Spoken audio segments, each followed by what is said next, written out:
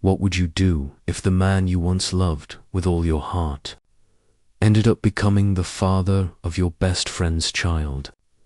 It sounds like the plot of some messy Netflix drama, doesn't it? But for me, this isn't fiction. It's my life. And before I tell you how everything fell apart, before the tears and the wedding invitation that nearly destroyed me, I need to start at the very beginning with Tammy.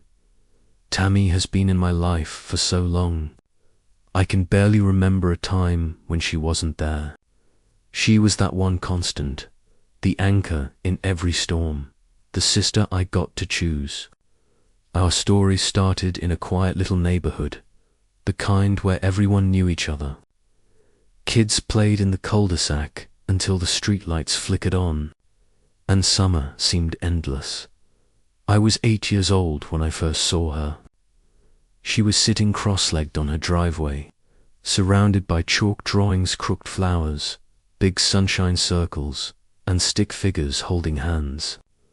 I was shy, clutching a cookie in one hand, not sure if I should say hi. But then she looked up, grinned wide, and called out, "Hey, wanna help me draw? I'll share my chalk." That was Tammy, open, bold, unafraid. Where I hesitated, she jumped. Where I second-guessed, she just went for it. And from that day on, we were inseparable.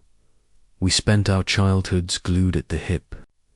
Every morning we'd walk to school together, backpacks bouncing, trading snacks. Our mums had packed her peanut butter sandwich for my chocolate pudding cup.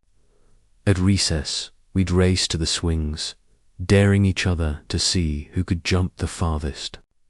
Afternoons were filled with bike rides, scraped knees, and whispered secrets about which boy in class we thought was cute.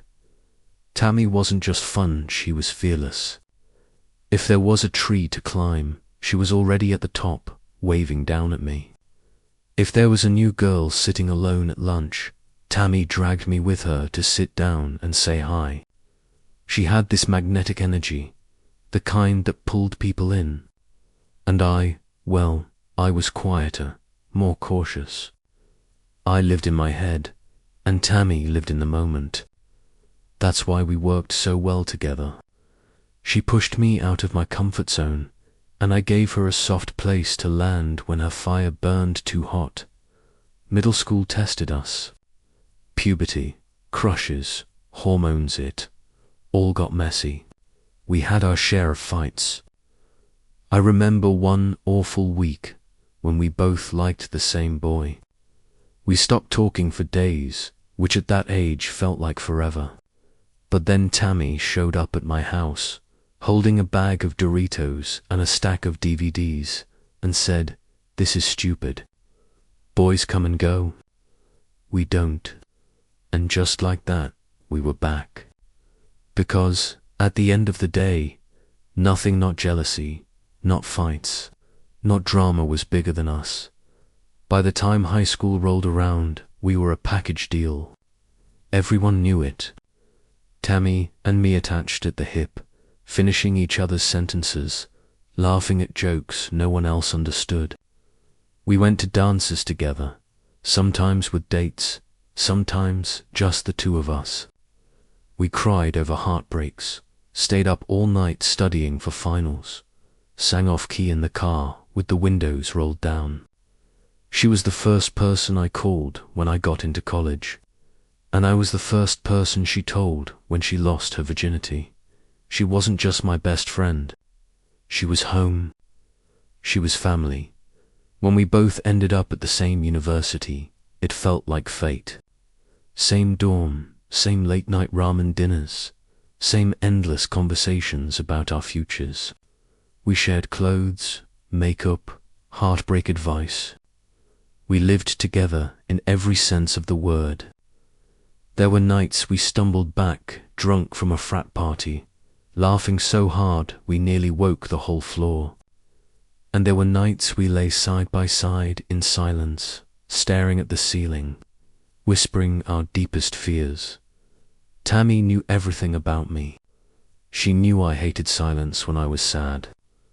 She knew my coffee order by heart. She knew the way my voice shook when I was lying. And she never judged me. She just loved me unconditionally. Looking back now, I realize I built my whole identity around that bond. I thought Tammy and I were unbreakable, that no matter what life threw at us, jobs, boyfriends, distance, we'd always choose each other. But life has a cruel way of testing the things you're most certain about, because everything I thought I knew about love and loyalty was about to unravel. And it all started with Gregory. Greg was my college boyfriend, the one who burned so bright he left me scorched. Our relationship was a mess, a cocktail of passion and pain, but it left its mark.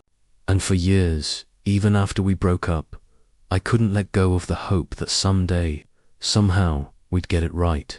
And Tammy would become the one person who made me face the truth I wasn't ready to admit, that he was never meant for me, that maybe he was meant for her all along. But before I get ahead of myself, you need to understand what Tammy meant to me. Because without knowing that, you can't understand the heartbreak that came after. She wasn't just a friend. She was my other half. And when she told me she was marrying Greg, it didn't just feel like I was losing a man. It felt like I was losing her too. I still remember the first time I saw Gregory. It was freshman orientation. That chaotic week when every hallway smelled like new textbooks and cheap pizza, and everyone was desperate to reinvent themselves. Tammy and I had just moved into our dorm, surrounded by posters and fairy lights, and the whole campus felt alive with possibility. Greg stood out immediately. He wasn't the loudest guy in the room, but there was something magnetic about him. Tall, with messy brown curls and a smile that looked equal parts mischievous and kind. He carried himself with this effortless confidence. He didn't need to shout to be noticed. People just gravitated toward him. The first time our eyes met, I felt it. That spark, that little jolt in my chest that said, "Pay attention. This one's different." We talked at a welcome mixer, one of those awkward events with lukewarm soda and a DJ who thought blasting Hotline Bling would make us all forget we didn't know each other. I was standing off to the side, trying to look approachable but not desperate, when Greg walked over with 2 cups of Coke. "You look like you could use a refill," he said with that half grin of his. And just like that, I was hooked. Greg had this way of making you feel like you were the only person in the world. When he talked to you, he really saw you. He asked questions that went deeper than small talk, questions that made me feel interesting, important. Within an hour, we were laughing like old friends. Within a week, we were inseparable. Within a month, I was falling hard. Our relationship was intense. That's the only word for it. It was passion turned up to 11, like we were constantly teetering on the edge of something dangerous and exhilarating. Greg could make me feel higher than I'd ever been and lower than I ever thought I could survive. We'd fight over stupid things, him forgetting to call me, getting jealous over a text. Our tempers clashed like fire and gasoline. I'd slam doors, he'd storm out, and then, a few hours later, we'd be tangled up together again, apologizing through kisses. It was toxic and addictive all at once. Tammy used to roll her eyes at us. "You two are exhausting," she'd say, tossing a pillow at me when I recounted yet another screaming match, followed by a makeup session. And she wasn't wrong. But even she couldn't deny the chemistry. Greg and I had this pull, this gravitational force that neither of us could resist. The thing is, underneath all the chaos, I loved him. Deeply, the kind of love that makes you believe, maybe, just Maybe if you hold on long enough, things will settle and the storm will turn into something steady. We broke up more times than I can count. Always dramatic, always final, and yet, somehow, we always found our way back. A late-night text, a "hey, can we talk?" A run-in at a party that turned into me waking up in his bed the next morning. It was a cycle I couldn't escape. Tammy was always there, of course, listening, comforting, telling me I deserved better. But she never judged me for going back. She knew what it felt like to love someone who wasn't good for you but felt impossible to let go of by the time graduation rolled around. Greg and I were technically broken up. He had plans to move to another city, chasing a new job, a new life. I stayed behind, throwing myself into work, trying to pretend I wasn't secretly hoping we'd circle back to each other again. And for a while, it felt like maybe we still might. We'd text, flirt, even take 2 vacations together after college. Whenever we had space when we weren't sharing a zip code, we seemed to get along better. Almost like we needed that distance to make it work. But even then, even with all the ups and downs, I never told him the truth. That deep down, I believed one day we'd end up together for good. That all the breakups and drama were just stepping stones to the moment we'd finally get it right. It was my secret, my hope. My plan B when everything else in life felt uncertain, and that's why what happened next. Tammy and Greg finding each other felt like a betrayal I didn't know how to process. But back then, in those college days, I didn't see it coming. Not even close to me. Greg was my forever what if. The one who got away but never fully left. The unfinished story I carried in my heart. I had no idea he was about to become her forever. Life after graduation didn't turn out the way I imagined. I landed a job at a major media company, dream on paper but in reality. It felt like signing up for endless late nights, back-to-back meetings, and deadlines that never stopped piling up. Most mornings, I shoved my way through the subway crowd, earbuds in, but not really listening to anything. Just bracing myself for the day. Lunch was usually a rushed salad at my desk. By the time I got home, I collapsed onto the bed, too drained even to turn on the lights. More nights than I care to admit, I just lay there in the dark, staring at the ceiling, thinking, is this really the life I worked so hard for? Meanwhile, Tammy's life had taken a completely different direction. She didn't follow the 9-to-5 route. She threw herself into the art scene, freelance gigs, open mic nights, writing songs with other musicians. Her days were filled with coffee shop meetups, gallery openings, and parties where she always seemed to run into someone interesting. Every time we talked, she had a new story, a new name, a new opportunity. I told myself I was happy for her, and I truly was. But underneath that, I felt something I wasn't ready to admit: distance. Back in high school, Tammy knew everything about me, my crushes, my fights with my mum, my biggest fears, and I knew hers. Now, little by little, I realized there were entire parts of her life I wasn't part of anymore. Greg, on the other hand, had moved to a different city for work. At first, we stayed in touch, constantly long phone calls, endless texts. Every time his name lit up my phone, my heart fluttered in that familiar, uncontrollable way. I thought maybe, just maybe, there was still something there, thread tying us together.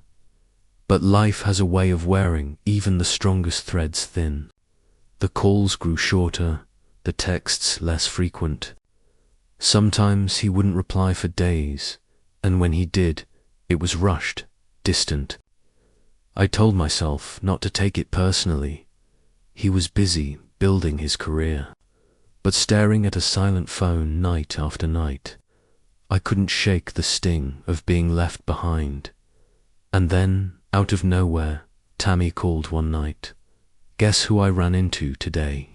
she said, her voice buzzing with excitement. I was exhausted. "Who?" "Greg. At a networking event." "Can you believe it?" We ended up talking for a while. It was actually really nice. I froze on the sidewalk, people brushing past me. My hand went cold around the phone. "Wow, that's something," I managed, forcing my voice to stay even. "Yeah, he's different now, more grown up, but still funny. You'd be happy to see him, yeah?" "I'm sure," I mumbled. I hung up, telling myself it was nothing. They just happened to bump into each other. Greg wasn't mine anymore, and Tammy was my best friend. What was there to worry about? But over the next few weeks, his name kept showing up in her stories. Greg was at that show too. Greg sent me this song, he thought I'd like it. Greg asked me to give feedback on a project he's working on. Greg's coming into town this weekend, I might show him around. Each mention landed like a pinprick to my chest. I smiled and nodded, pretending it didn't matter. But inside, it hurt more than I wanted to admit. One night, I opened my phone. Greg was online, the little green dot glowing next to his name, but no message for me. I waited. 5 minutes, 10, half an hour, nothing. Then, out of nowhere, Tammy sent a photo, her and Greg laughing together at a diner. They looked so comfortable, so happy, like I wasn't even in the picture anymore. I typed back the only thing I could: "Looks fun." Then I shut off my phone, curled up under the covers, and let the silence swallow me. For the first time, I felt afraid. Afraid that Greg was slipping away for good. Afraid that Tammy, my best friend, my other half, was stepping into territory I never thought she'd cross. And most of all, afraid that I was about to lose them both that night. Staring up at the ceiling, I realized something terrifying. The cracks had begun to show. Small, almost invisible, but real. And once cracks appear, they only grow. It started so small that I almost gaslit myself into believing it was nothing. Tammy's voice lighting up whenever she mentioned Greg in passing. The casual stories, how he helped her move a box. A sarcastic joke only she laughed at. Ordinary details. Harmless, alone. But together, they formed a picture I didn't want to see. I told myself, "No, you're imagining things. She's your best friend. He's your ex. That's all." But deep down, in the pit of my stomach, I knew. You feel it before you can explain it, like smelling rain before the clouds roll in. Then, one Friday night, Tammy called. Her voice was bubbly, almost giddy. "Guess who's in town?" "Greg, we're grabbing drinks. Come, meet us." For a second, I froze. I could have said no. I could have protected myself. But instead, I forced out a cheerful, sure. Saying no would have meant admitting something I wasn't ready to admitting. I still cared. That part of me still thought Greg and I were unfinished. The bar was packed. Neon lights smeared across the walls, music thumping through the floorboards, the smell of beer and fried food thick in the air. And then I saw them. Tammy leaned in, laughing with her whole body. And Greg had his hand casually resting on the back of her chair, an intimate gesture, so natural it made my stomach twist. They didn't see me at first. For those few seconds, I just watched, frozen, like I was witnessing the start of a movie I didn't want to see. When Tammy finally spotted me, She waved so big it almost hurt. You made it, she squealed, pulling me into a hug that felt a little too tight, a little too eager. And Greg. God, Greg gave me that same easy smile, the one that used to undo me in college.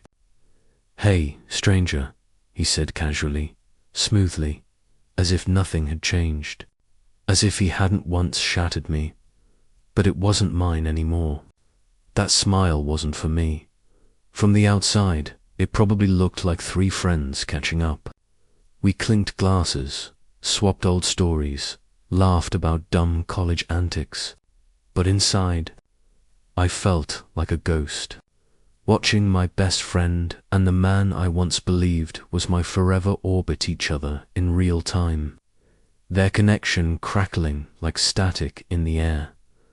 I caught the glances, the inside jokes I wasn't part of, the subtle lean of Tammy's knee toward him under the table.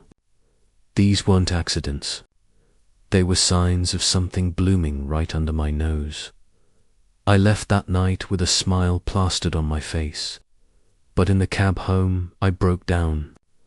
I hated myself, hated that after all these years, after all the fights and breakups with Greg, after all the nights Tammy held me while I cried, I still wanted him.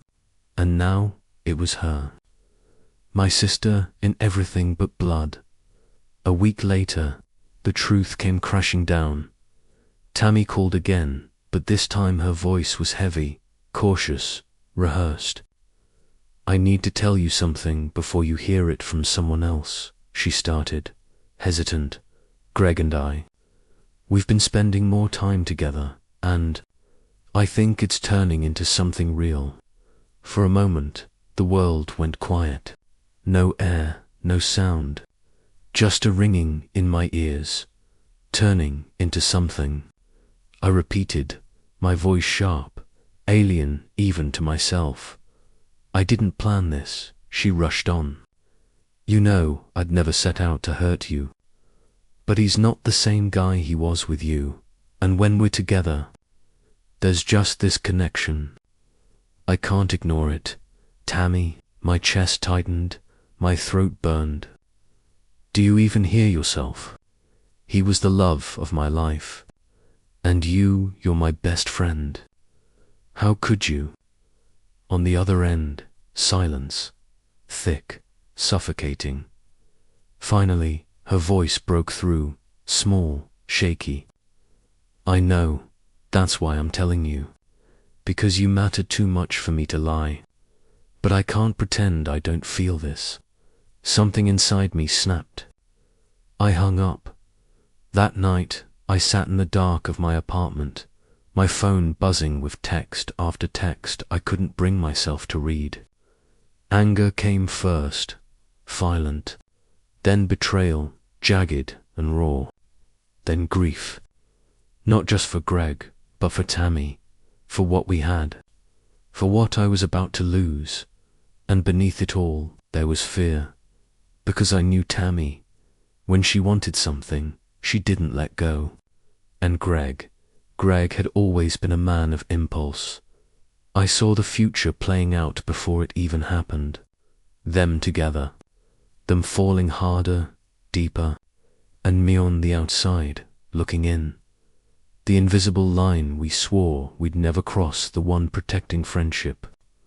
Loyalty, love was already gone, and nothing, absolutely nothing, would ever be the same again. I thought that after the shock, Tammy would give me time. I hoped that, in a friendship of over 20 years, she would understand that I needed space to piece myself back together. But no, Tammy was always direct. Once she made up her mind, she saw it through, and I wasn't ready. That morning, she sent me a text. There's something I need to tell you in person. Please don't be mad. I read it 3 times, my heart racing, my hands trembling. I already knew what was coming, but I tried to lie to myself. Maybe it's nothing. Maybe they're just figuring things out. maybe it won't last. But deep down, I knew those lies wouldn't hold. We met at our old coffee shop, the one where we'd spent hours during college, laughing about everything and nothing. When I walked in, I saw her sitting there, Tammy, with that look of tension on her face. And next to her, Greg. I froze. 1 second, 2, my whole body locked in place. Greg gave me a faint, awkward smile, then nodded. Tammy's eyes, though, were filled with worry. "We didn't want to hide this from you anymore," Tammy began. Her voice shook, but her words were firm. "We're together, officially." That one word officially felt like a knife twisting in my chest. I had braced myself for this moment, but hearing it out loud was unbearable. I looked at Greg. He didn't deny it, didn't flinch. His eyes were steady, almost calm, as if this was the natural order of things, as if I was just a closed chapter in his story. "Did either of you even think about me?" My voice cracked. "Tammy, you knew. You knew what Greg meant to me." Tammy reached for my hand, but I pulled away. I couldn't bear it. "I know," she whispered, "and I'm sorry, but this, whatever's between us, it's real. It's strong. We couldn't ignore it." Greg stayed silent, watching me with eyes that carried guilt but no hesitation. The air between us turned heavy.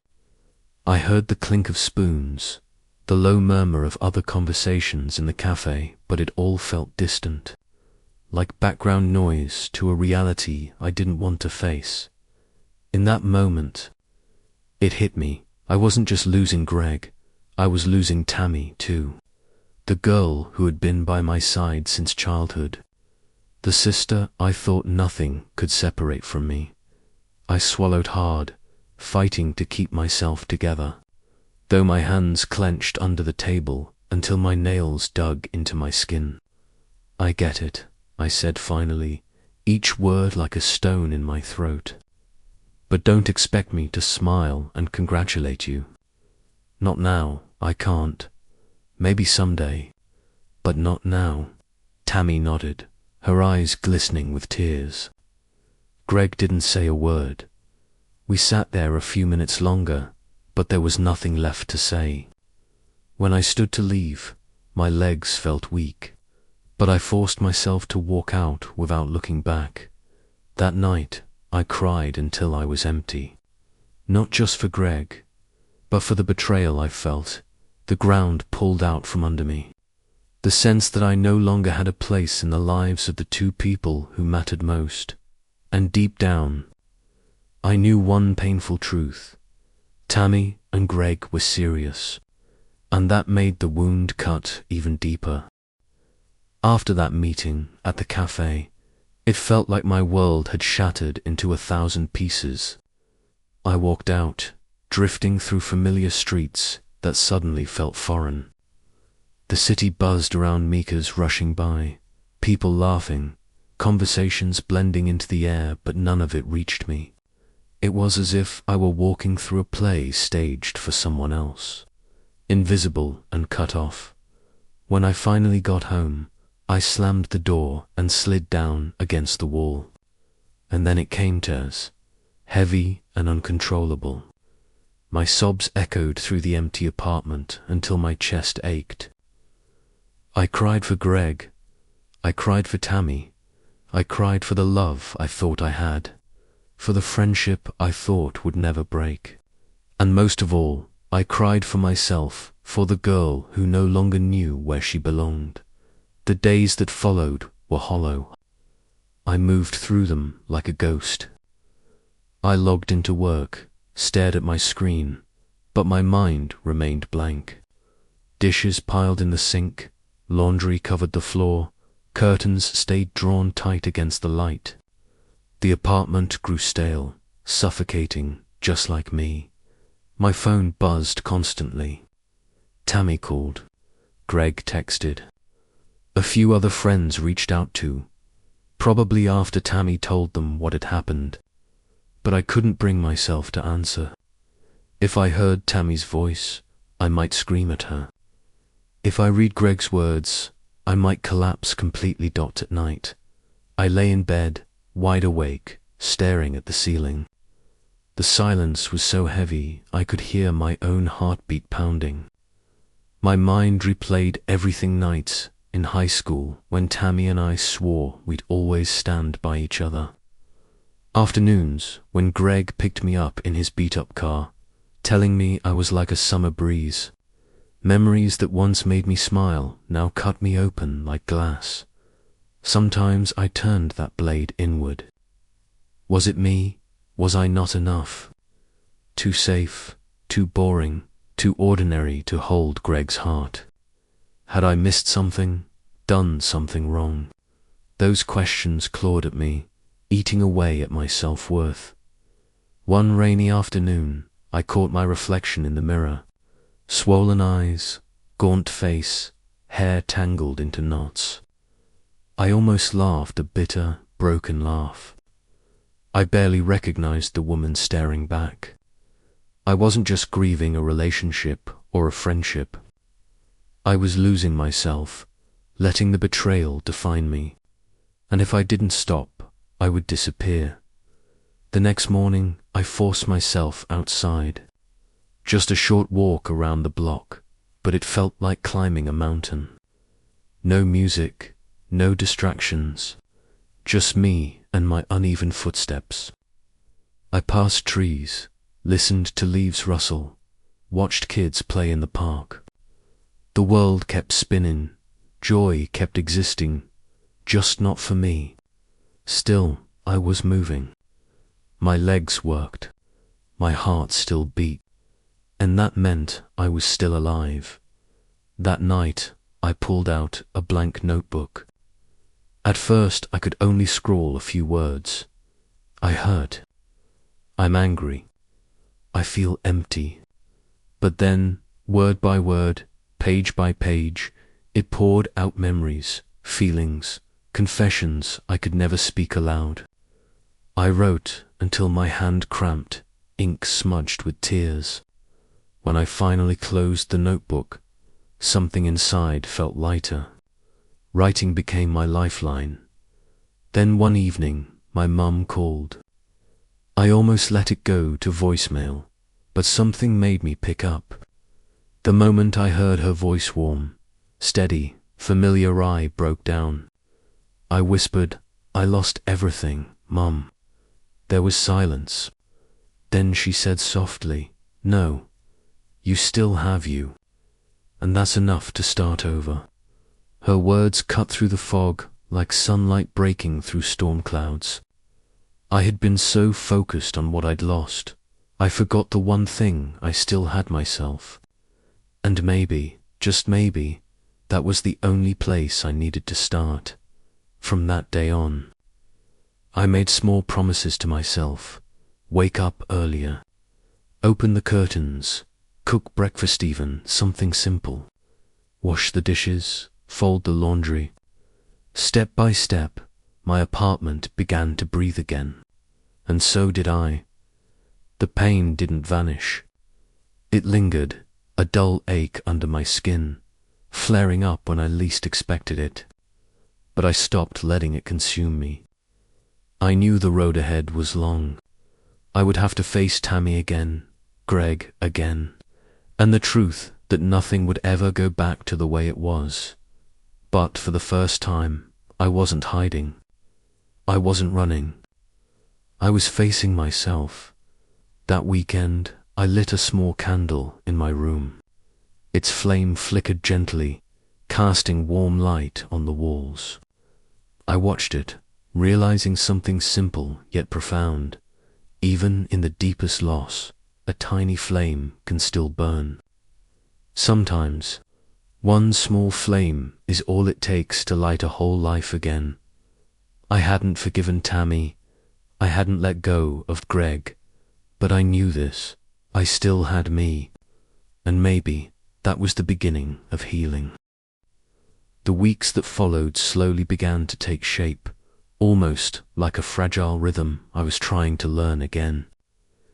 My life wasn't exactly stable, but at least I wasn't drowning in the same darkness that had consumed me before.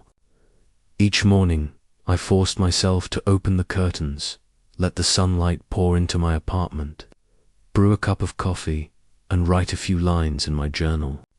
It wasn't much, but it felt like a quiet promise to myself that I would keep going, at least for one more day. But healing doesn't mean the pain disappears.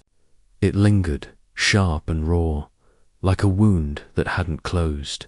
Sometimes, all it took was the sight of a couple holding hands on the street, or a song Greg once loved playing on the radio, and suddenly, I felt that same suffocating ache all over again.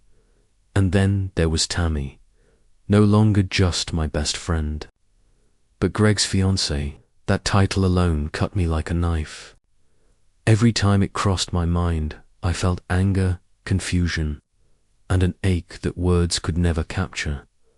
One afternoon, as I walked past a cafe near the office, laughter spilled out through the glass windows. Inside, a small group of friends were gathered around a table.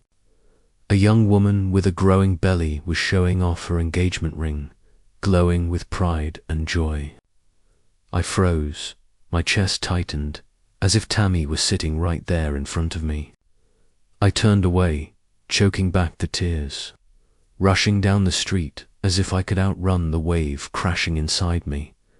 That night, I sat in front of my mirror for hours. My reflection looked back at me-eyed, worn, searching. It hit me then. I had been avoiding, hiding, pretending to move forward, but deep down, I was still chained to everything that happened. My heart hadn't let go, and that's when I made a decision. I had to see Tammy again. The thought alone made my hands tremble. I was terrified. What if I saw the joy in her eyes? What if Greg showed up by her side?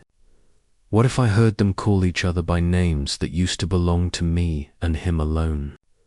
The fear was suffocating, but so was the idea of living like this forever, circling the same loop of pain and silence. I picked up my phone and scrolled to her number. For weeks, I had stopped myself from pressing call. That night, I didn't. Instead, I sent one short message. Tam, I need to see you. Just you. Minutes later, her reply came. Anytime, anywhere. I just want to see you too. I stared at those words, my chest heavy and light at the same time. Maybe I wasn't the only one who had been carrying a quiet burden. Maybe she was too. We chose the cafe we had loved as college students. The place that had seen us through late-night study sessions, heartbreaks, and dreams. Walking in that morning felt like stepping into a memory. Nothing had changed, but I had.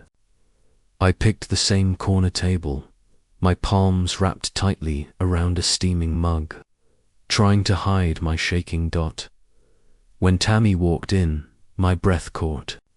Her pregnancy showed more now, her steps slower, but her face still carried the same warmth I'd known for decades. She looked at me, and her expression flickered first relief, then guilt, then something like hope. She slid into the chair across from me, her voice breaking into a whisper. I've missed you so much. Tears welled up instantly, but I swallowed them down, forcing myself to breathe.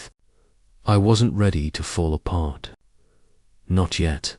At first, we danced around small talk work, daily life, meaningless updates. But the air between us was heavy, loaded with the truth we both avoided. Until finally, she broke the silence. I'm sorry. God, I'm so sorry. Not a day goes by that I don't think about how much I've hurt you. Her words sliced through me. I had waited months to hear them, and yet, hearing them out loud still stung. I don't know how to forgive you, I whispered back. I feel like I've lost everything. You, Greg, us. I feel like I've been left behind. Her hand reached across the table, trembling, desperate. You haven't been left behind. I still need you. I still want you in my life. Greg and I, we never meant to betray you. Things just happened, and now it's too far gone to undo. But you're my family. You always have been. I can't imagine my life without you in it. And in that moment, the truth sat heavy between us. I couldn't change what happened. I couldn't rewrite the past. The only choice I had left was whether I was strong enough to remain in her life, even if my place in it had changed forever. That day didn't end with closure, but it did leave me with something I hadn't had in months. A door cracked open, waiting for me to decide if I was ready to walk through it. On the way home, I lifted my face to the sky. The grey clouds were breaking, and a sliver of sunlight touched my skin. For the first time in so long, I wondered if maybe, just maybe, the future still held a place for me. The meeting with Tammy left me in a strange kind of emptiness. It wasn't the sharp pain that used to crush me, but it wasn't relief either. It was like standing at a crossroads, unsure which path to take. That night, I lay on my bed, staring at the ceiling, my heart tangled in knots I couldn't untie. I knew Tammy was sincere. I saw it in her eyes. No lies, no pretending. She carried her own burden, just as heavy as mine. She didn't want to lose me, that much was clear. But trust had been shattered, and once something breaks like that, how could it ever be whole again?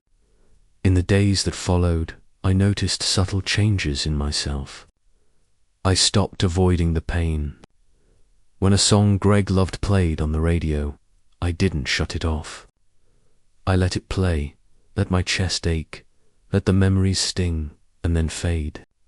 Sometimes, I even walked into the cafes I used to avoid, sat down by the window, and simply watched people pass by. I realized I had to learn how to live with the pain, because running from it would never set me free. One evening, Tammy called me. Her voice shook, but was steady with need. "Can you come over? There are things I need to say, but I can only say them if you're here." My stomach clenched. The thought of seeing Greg again made me feel sick. But deep down, I knew I couldn't keep avoiding him. I needed to face it, to hear the truth from his own mouth, so I could finally let go. Their house was quiet, with flowers blooming in the front yard. I stood at the door, my heart pounding so hard I thought it might break. Greg opened it. His eyes widened in surprise, then softened with hesitation. For a split second, every memory came rushing back. The late nights he drove me home, the way he laughed at my silly stories, the way his hand once fit so perfectly around mine. All of it, now nothing more than fragments of another life. He said, his voice low, almost fragile. I nodded, stepping inside. Tammy was waiting, a tray of tea and pastries already on the table. The silence was unbearable, the air thick with all the words left unsaid. Finally, Greg spoke. "I know, there are no excuses. I can't undo what happened, and I don't expect forgiveness. But I need you to know I never wanted to hurt you. It all happened so suddenly, and by the time I realized, it was too late." I looked at him, my chest tightening. I wanted to scream at him, curse him, ask him why. But instead, all I felt was exhaustion, deep, bone-deep exhaustion. Quietly, I said, "You made your choice. Tammy made hers. And now, I need to make mine. I choose to stop here." I have nothing left to hold on to. Tammy broke down in tears. She rushed to me, wrapped her arms around me, sobbing, "You'll always be my family, no matter what. I'm sorry. I'm so sorry." This time, I didn't push her away. I let her hold me. I let my tears fall too, not for Greg, but for us. For the friendship that had been so beautiful, now scarred and broken beyond recognition. That night, back home, I sat by the window and looked out at the city lights. I felt a vast emptiness inside me, but also, for the first time in months, a strange sense of relief. I had said what needed to be said. I had faced the people I needed to face. And most importantly, I had chosen for myself. I didn't know what the future would look like. Maybe Tammy and I would salvage some piece of our bond. Maybe we wouldn't. Maybe we'd drift apart forever. But I knew one thing. From that moment, I had finally taken a step out of the darkness. And for the first time in months, I slept through the night. After that shattering conversation, something inside me shifted, but I didn't know how to name it. The city outside my window carried on as if nothing had changed. Streetlights flickered. Cars honked. People laughed at lunch. The subtle hum of life going about its usual rhythm. But inside me, everything had changed. I felt like I was walking through a world just swept by a hurricane. The debris was still everywhere. Broken pieces of the past scattered across the landscape. But the storm had passed, leaving a strange, eerie calm in its wake.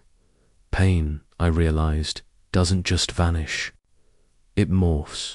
Before, it had been sharp and jagged, twisting in my chest, taking my breath away every time I thought of Gregory or Tammy. Now, it was quieter but deeper, like a scar that burned when touched. A constant reminder of everything I'd loved and lost, of every hope and dream that had slipped through my fingers. It didn't make me cry anymore, but it left me raw, exposed in ways I hadn't known I could feel. I started to learn how to exist in that quiet. Some nights, I poured a glass of red wine, pressed play on an old jazz record, and let the music carry me to places I didn't want to go, but needed to. I thought about Gregory, about Tammy, about love, betrayal, loyalty, and heartbreak. I replayed memories of late-night arguments, of laughter spilling across dorm rooms, of whispered secrets and shared fears. And slowly, I realized the deepest wound wasn't losing Gregory, it was losing Tammy, losing the part of my life that I had once thought was unshakable, untouchable, eternal. Then came her call. Tomorrow's the ultrasound. Tammy's voice trembled over the phone, almost fragile. "Will you come with me?" I froze, the phone heavy in my hand. Two paths stretched before me. I could refuse, protect myself, retreat. Or I could go, risk reopening wounds I had struggled for months to stitch closed. My chest tightened as I remembered every betrayal, every moment of longing, every quiet heartbreak. But another voice, softer but insistent, whispered, "If you don't go, you'll regret it. You'll miss something that matters more than pride or pain."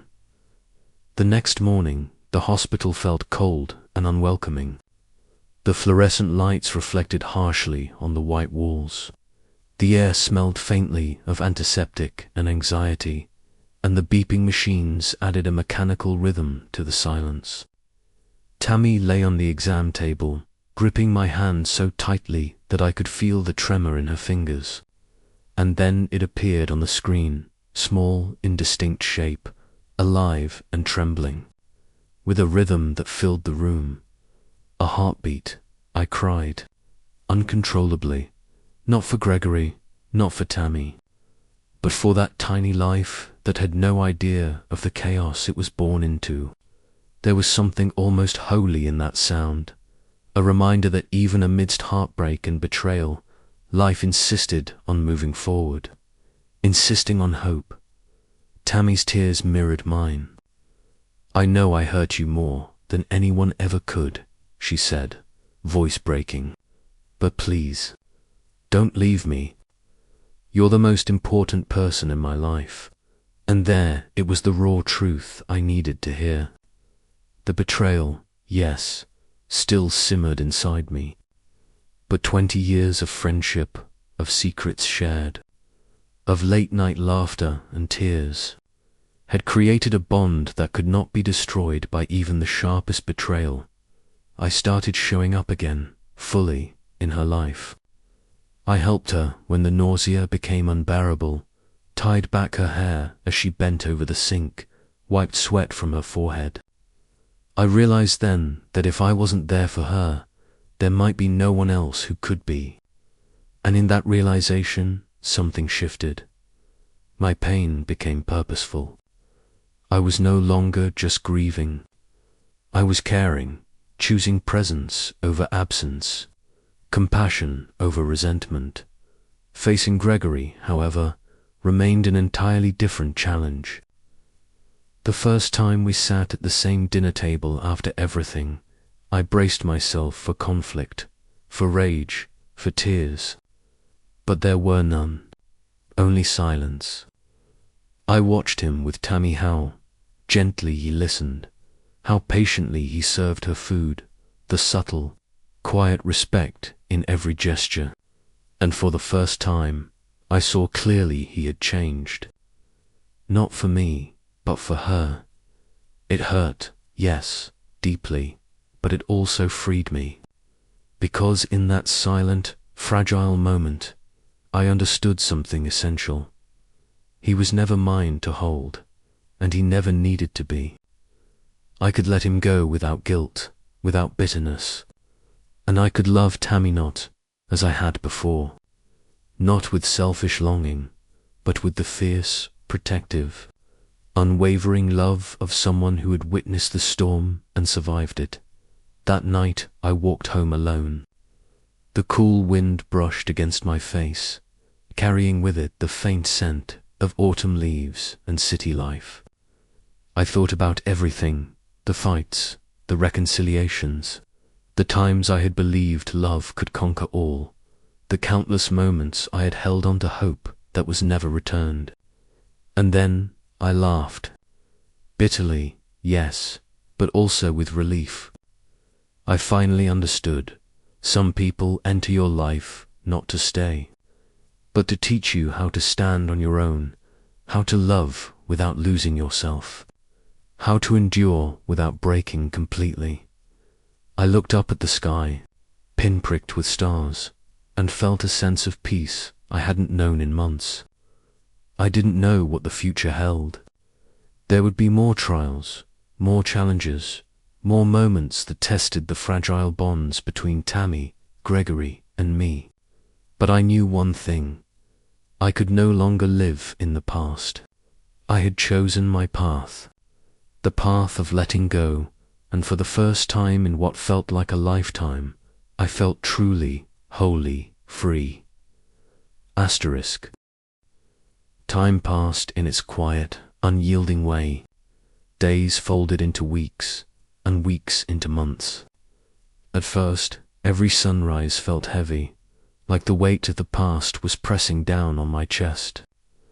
I would wake up and remember Gregory, remember Tammy, remember the life I thought AITA could have had, and feel that same hollow ache gnawing inside me.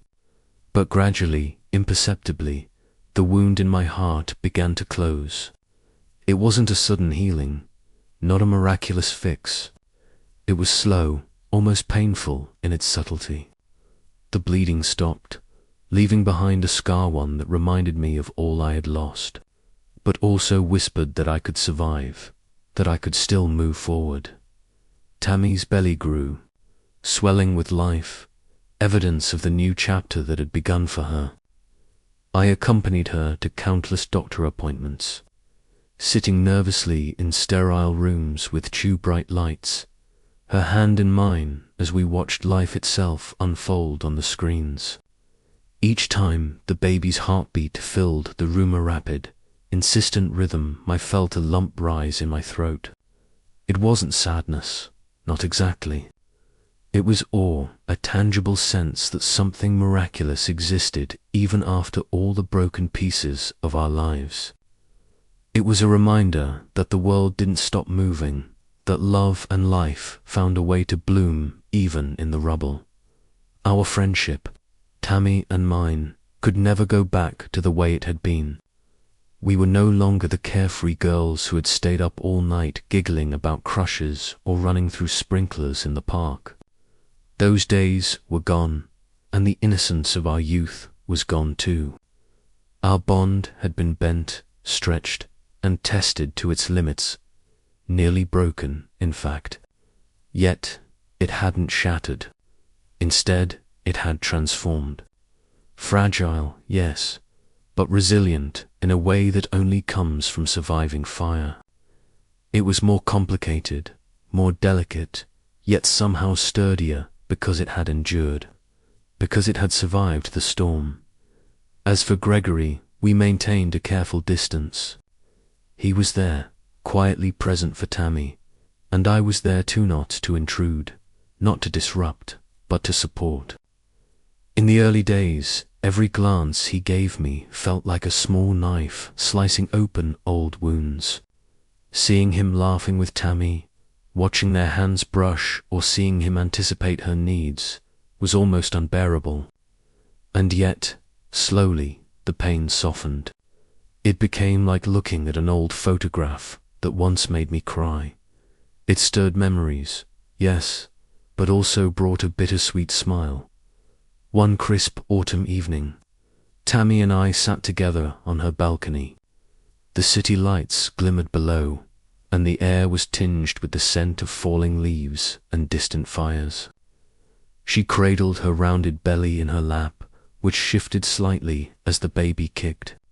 Steam rose from our cups of tea, curling into the cool air. After a long, contemplative silence, she turned toward me. "Do you think we can ever start over?" I looked into her eyes, the same eyes that had once filled me with love and resentment in equal measure. I inhaled deeply, feeling the weight of our history pressing down on me, and shook my head gently. "No, Tammy, we can't start over, but we can keep going from here." Tears pooled in her eyes, and this time I couldn't hold back my own. We embraced a long, unbroken hug, not to erase the past, but to acknowledge it, to accept it, to understand that the cracks in our friendship would always remain, but that perhaps real friendship, the kind forged through decades of love and hardship, could hold those cracks together and carry us forward. In the months that followed, I began to rediscover myself. I signed up for the painting class I had postponed for years, letting colors and brushstrokes fill pages that had once been blank. I traveled alone, wandering through unfamiliar streets, breathing in life and freedom I had forgotten I could feel.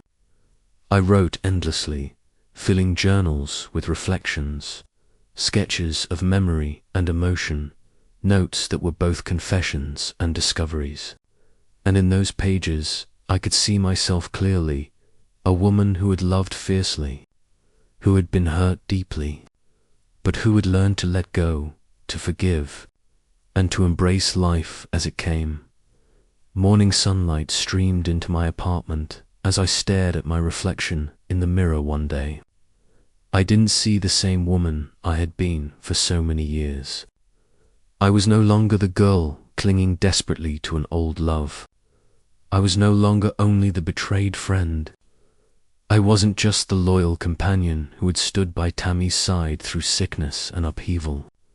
I was all of that and more, a woman who had survived, who had grown, who had chosen herself amidst the chaos of love, loss, and friendship.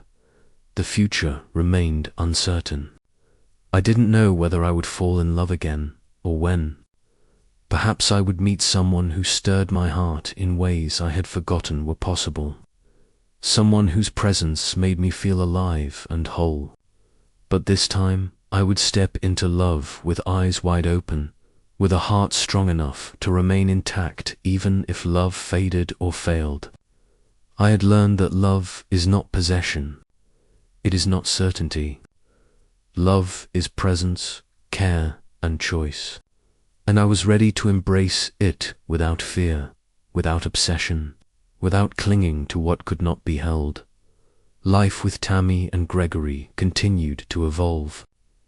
I witnessed moments that were both ordinary and extraordinary.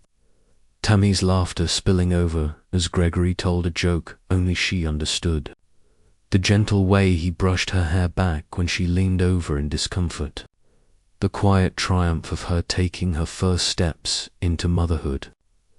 I was there for each milestone, not as a shadow of the past, but as a witness to growth, to change, to the beauty of life moving forward despite its scars. I found joy in small things. Morning runs through parks thick with amber leaves. Quiet nights at home writing or painting.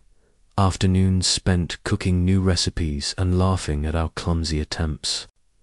Each day, I learned a little more about letting go, about finding strength in vulnerability, about finding happiness that didn't depend on holding on to someone else's choices or dreams. One particularly vivid morning, I walked to the lake near my apartment. The water mirrored the clear sky, calm and unwavering. I sat on a bench, watching ducks drift lazily across the surface. I thought of all the years I had spent holding on to the past, holding on to Gregory, holding on to a friendship that had been tested to its limits, holding on to a version of myself that no longer existed. And in that moment, I exhaled fully, feeling the weight of grief lift slightly. I realized that letting go wasn't about forgetting or denying. It was about honoring what had been and allowing myself to exist fully in what was now. As autumn turned to winter, I continued to grow. Tammy's belly swelled with life. Gregory adapted to fatherhood before it had even begun. And I adapted to my own life, free from the chains of jealousy, bitterness, or longing. I discovered resilience I didn't know I had, and strength that surprised me. I allowed myself to laugh again, without guilt or restraint. I allowed myself to imagine new beginnings, new friendships, new loves, and new adventures. Finally, one morning, I stood in front of the mirror and truly saw myself, not as a victim of heartbreak, not as a shadow of the past, but as a whole person capable of love, capable of joy, capable of moving forward without fear. I smiled, a slow, genuine smile that carried the weight of all I had endured and the promise of all that was yet to come. And I understood, finally, that this journey, the pain, the loss, the betrayal, the heartbreak wasn't a tragedy. It was life. A messy, unpredictable, beautiful life. One that demanded resilience, courage, and love in every form.